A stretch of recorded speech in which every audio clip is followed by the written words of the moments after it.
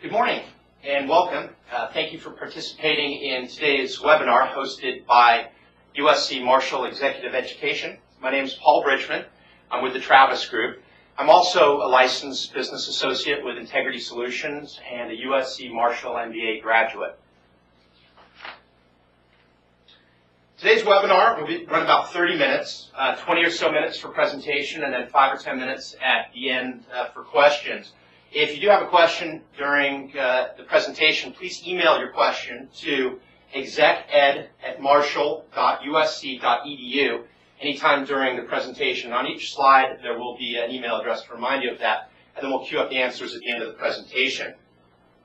The title of today's presentation is The Importance of Leadership Coaching in a Post-Recession Economy, and today we're going to be covering the importance of leadership development, leadership coaching applications, selecting a coach, a typical coaching program, and case studies. Leaders individually and collectively set the tone throughout an organization. It's their skill set and support that drives overall employee commitment to an organization's vision, mission, and its goals. Developing this leadership skill set through an executive development program is paramount to creating competitive advantage and sustaining the future growth of the organization. The hallmark of success in executive education is coaching to the principles and culture that leadership of the organization have clearly articulated. And as the economy emerges from this recession, leadership coaching will be a key success factor for creating value for an organization's stakeholders and for its clients. I'd like to discuss creating value in context of a model that's emerged from Integrity Solutions' 40 years of experience and observations working with organizations on change initiatives. While there are many variables that impact an organization's ability to create value, we believe that these 4 key performance drivers have the greatest impact on an organization's effectiveness to create value. The 4 drivers are the right people, the right process, the right commitment, and the right support. So going through the drivers in a little bit more detail. The right people. This is hiring people with the right talents, traits, and cultural fit and commitment to create value. The right process. This is developing business and developmental processes that help create value and build customer loyalty. The right commitment. This is engaging people to commit to the behaviors that drive alignment and accountability. The right support. This is building a leadership team that walks the talk on value and provides the frontline coaching necessary to drive the organization forward. Given the importance of leadership development to the value of an organization, it's interesting to note that current research indicates that less than 1/2 of executives actually have a development plan in place, and that 20% of companies don't even offer development to executives, either formal or informal. Research also indicates that companies that do take a strategic approach to leadership development programs outperform those that have inconsistent approaches to leadership development quite significantly. In fact, overall turnover is usually lower, significantly lower, about 18%. Ratings on leadership capabilities are 2 times higher, and there's a significant benefit to productivity and financial performance within these organizations as well. From an application perspective, there are a number of applications that leadership coaching can present in the context of an overall development program within an organization. Listed here are a few of the primary coaching applications: individual and team performance improvement, retention of talent, succession planning, development of future leaders, employee engagement, international transfers, and attracting and recruiting talent.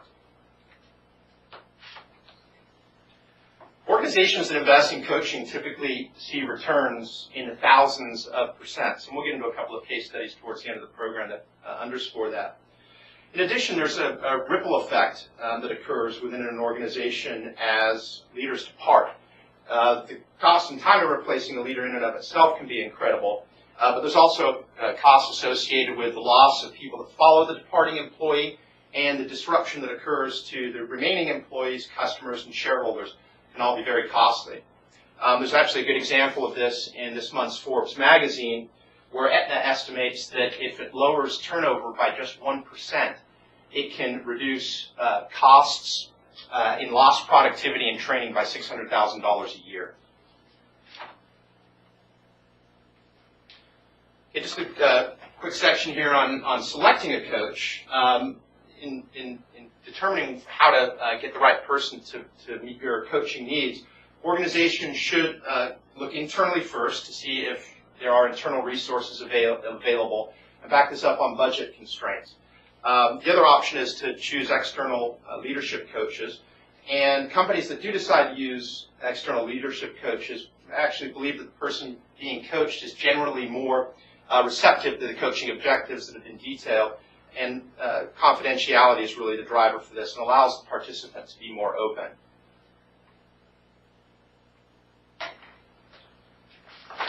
Okay, now I'm going to run through a couple of slides that will give you a suggestion for selecting an external coach. And the first thing to consider is really individuality. Each coaching assignment is unique, as is human behavior. And a coach should treat coaching participants as individuals and do everything in their power to help them achieve that success. As part of the due diligence around finding an external coach, it's recommended that the coaching participant and the company should meet with and interview 3 different coaches. Another criteria to consider when selecting a coach is value. You want to select a coach that is committed to the organization's vision, its mission, and its goals. And bearing in mind that repeat business is driven by value for money, it's important to interview the coaches and ask, how many repeat clients do they have? What's the longevity of those client relationships?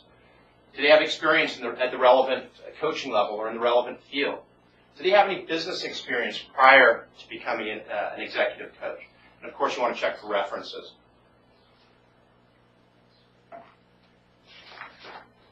You should also consider, of course, during your selection process, integrity, honesty, and confidentiality in the coaching process are hallmarks. And a coach should provide coaching participants with advice and direction in an open, candid manner while protecting any privileged information.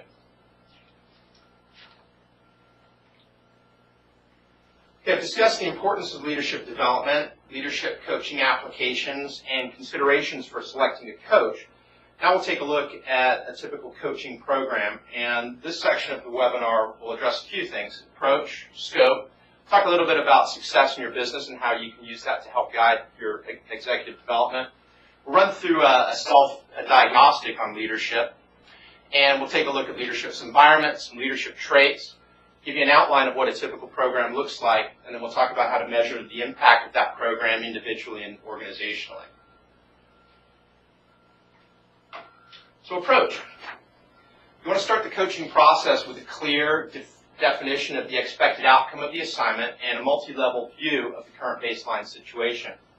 An action plan is then developed with the individual or the team and the participation of the supervisor for that team or individual, and then progress is reviewed regularly against that plan. Okay, scope. Bearing in mind again that each assignment is unique, there should be some agreement on the front end regarding improvement areas, improvement goals, timelines for that improvement, and then the metrics. How are these goals across these improvement areas going to be measured? And then it's important, once coaching has completed, that there's some type of sustainment to reinforce those behaviors post-coaching.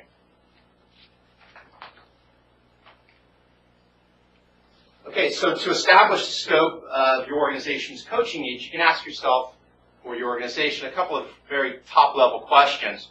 And these could be, what are some changes and challenges that are affecting your business? And then, what leadership skills would you like your people to improve? Okay, one way to get to the specific challenges and leadership skills that you would like your team to improve is to take a quick self-diagnostic. And this will also enable you to establish a baseline for measurement and to set future coaching priorities against. We're going to spend the next few minutes walking through a self-diagnostic example. So I'm assuming most of you are at your desk. If you could, please take out a blank piece of paper, and I'm going to have you jot down some real quick criteria that I'm going to show to you on the next slide. If I do go through this too fast, the self-diagnostic will be posted on the website after the webinar, but I encourage you to kind of go through it now as we talk about it. So again, write down these criteria. that are on the following slide. And after each criteria, use a scale of 1 to 10 to rank your organization for that particular criteria, 10 being all the time and 1 being never. If you're not already a member of the leadership team, go through this exercise giving your view of the leadership team at your organization. Okay, so here are the self-diagnostic criteria, and I'll read through these slowly, jot them down, and again, score your leadership team on a scale of 1 to 10. We work well as a team. We capitalize on each other's strengths. We keep focused on the topic at hand.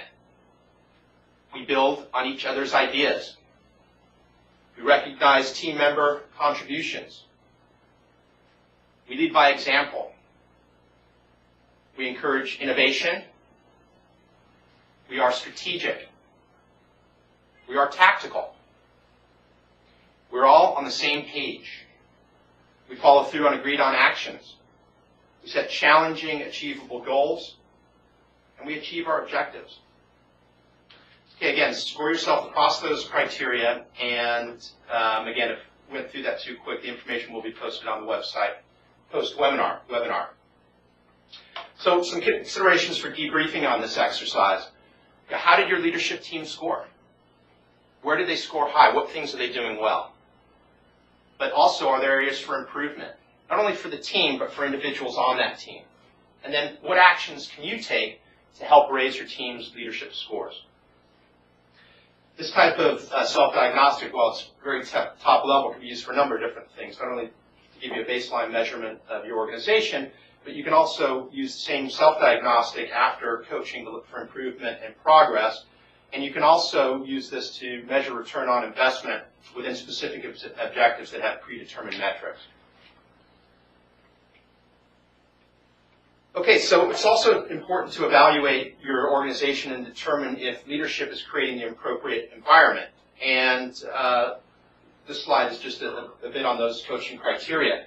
Leaders create an environment where people can succeed. They provide resources, they provide training, they encourage innovation, they provide freedom, they encourage open communication, provide continuous feedback, and then they celebrate the accomplishments and learn from failures.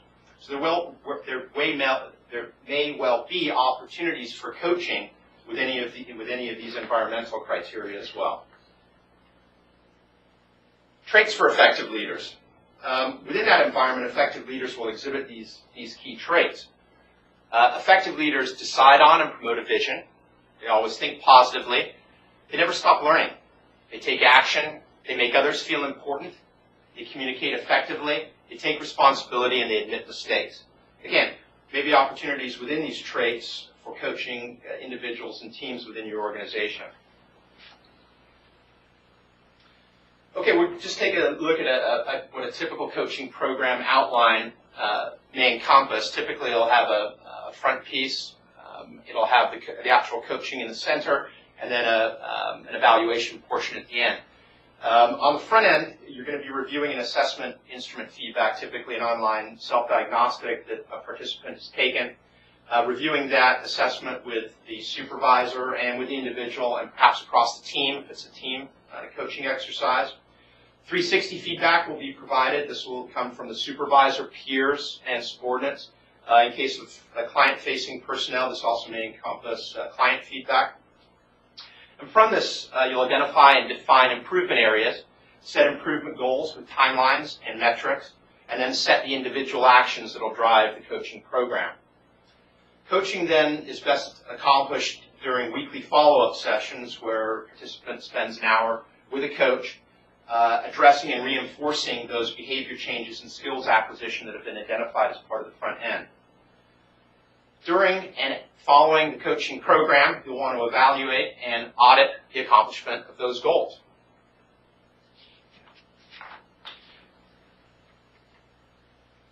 Just a bit here on the forgetting curve. The advantage of coaching over a one-day training event is that coaching is a continuous process. And the reason why training events don't give breakthrough results in performance improvement is because of what we call the forgetting curve. And without reinforcement and application within 48 hours of a learning event, 75% of the information covered is forgotten. Research shows that without a formal process to hold people accountable to immediately apply and reinforce those training materials, that retention falls at an accelerating rate. Consequently, there's little or no behavior change or improvement in performance. Okay, so how do you measure the value? Well, to measure the value of a coaching program, you can evaluate across three kind of fundamental areas. The individual, the operation, and the business. For the individual, you might want to look at things like enhanced communication and information sharing, engaging employees and improving their performance, collaboration and teamwork with peers and colleagues, and articulation of clear business strategies and goals. For the operation, you can look at motivation and development of talent, better retention of top talent, improving systems for efficiency, reducing costs, better customer service, improved process flow, and enhanced overall quality. For the business, looking at things like improved revenue and operating profit, enhanced customer loyalty, improved brand strength, gains of market share, and improvement in shareholder value. With these in mind, we'll now take a look at a couple of case studies.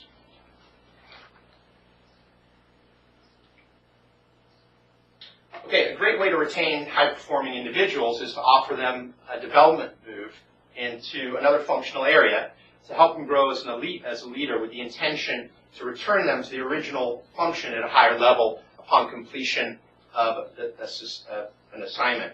So, for example, one of our client organizations moved a junior manufacturing executive into purchasing to get a better understanding of that critical part of operations. He had potential to become a good leader, but needed to be more strategic. He was provided with a 12-month coaching program through the Travis Group, and that moved into the new position. And during the period, the executive moved into a new senior role in manufacturing, that's where he was moved, and promptly developed a finished product strategy that was implemented by the company and reduced the cost of goods sold by over $80 million in its first year of implementation. So quite a success story there in that case. Another case here to discuss is a way to improve skills of high-performing individuals. And the way to do that is to set goals and then support that with external coaching. The following underscores the impact this can make. A high-performing VP of marketing had high turnover in his group, and this was hampering his succession planning. He was technically outstanding, but had poor management skills. So the goal was development and retention of that VP to avoid possible termination due to performance. VP was provided with 12 months of executive coaching, and during that period, the VP's talent management skills improved to the extent that turnover within his department was reduced significantly, and he was rewarded with a promotion to a president-level position within a different division. In that role, he championed the introduction of a new product, and that resulted in $160 million in sales in its first year. So if not coached, this executive would have left the company either on his own accord or by the company's accord. So we typically keep in touch with these executives post-coaching because there's not only a tremendous impact in the short term in terms of performance improvement, but over the long haul, the value that they contribute can be extensive.